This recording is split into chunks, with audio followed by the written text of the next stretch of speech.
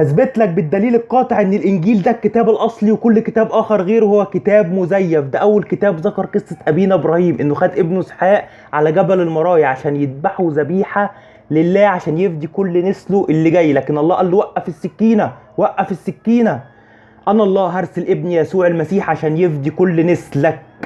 وجي ابن داود علشان يفدي كل نسل ابراهيم على الصليب. كل من يؤمن بيه ينول باسم غفران الخطايا. وهو أم الموت، أول من قام من الموت، لأنه إنسان بار أم الموت، فلم كل عظامه أم الموت. كل من يؤمن بيه يقوم وراه من الموت. كل من يؤمن بيسوع المسيح يقوم وراه من الموت. وهو ده مركز الكتاب المقدس، يسوع المسيح مركز الكتاب المقدس. إن آمنت بيه تقوم وراه من الموت.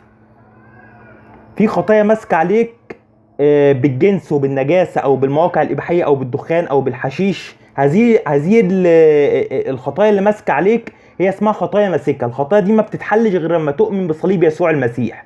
حاول تتوب ومش هتعرف تتوب، لان لازم حد يدفع البلايا اللي انت عملتها اثمنها. انت محكوم عليك بالاعدام.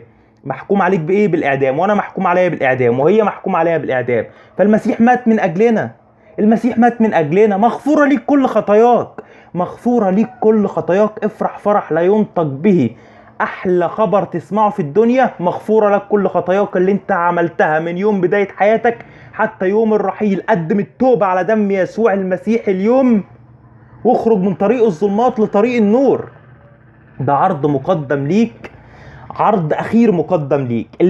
باب الرحمه بيتقفل في السماء، والايام بتنتهي، والشمس هتطفي، والقمر هيتحول لدم، وكل البحور هتعج، والعالم هينتهي، لان احنا في الحلقة الاخيرة في تاريخ العالم.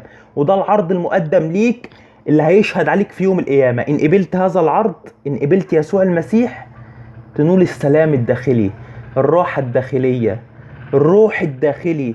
هتضمن حياتك الابدية، هتضمن حياتك الابدية، هتضمن حياتك الابدية، هتضمن دخول السماء، دخول الجنة. دي المفاجأة الكبرى واجمل كنز في الدنيا، انك تضمن حياتك الابدية. ما تأمرش بحياتك بمؤامرة خسرانة. دي فيها سما ونار، دي فيها سما ونار. انا ما جايش اقول لك ان انت امن بالمسيح عشان ترتاح. امن بالمسيح عشان ما تخشش الجحيم. هو ده الخلاص الوحيد. وعلى هذه الصخرة يقوم او يسقط كل انسان. ان امنت بالسيد المسيح تخش السما، اما ان رفضت السيد المسيح هتنزل الجحيم.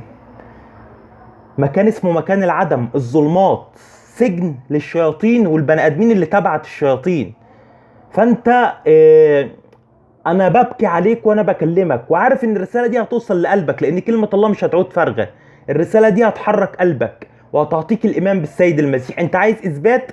اطلبه بصلاة قصيرة هيظهر لك في قلب غرفتك، لان هو ام الاموات. قول له يا اله ابراهيم، اله اسحاق، اله يعقوب، انت قمت من الاموات، اظهر لي في قلب غرفتي، وريني مجدك عشان اؤمن بيك. في التو واللحظة هيظهر لك وهيقول لك انا هو، وهيثبت لك نفسه ببراهين كثيرة. الهنا اله حي، الهنا اله حي، الهنا بيخلص، الهنا بيفتح ومفيش حد بيغلق، الهنا اللي شق البحر الاحمر، الهنا اللي طفى الشمس على ارض مصر، الهنا اللي بات كل بكر. الهنا اله عظيم، وهو حاضر في الوسط. ان امنت بيه تخلص، اما ان رفضته فلن تخلص، بل يمكث عليك غضب الله، زي ما قال يوحنا من 2000 عام. احنا في الايام الاخيرة، استعدوا للقاء الهكم.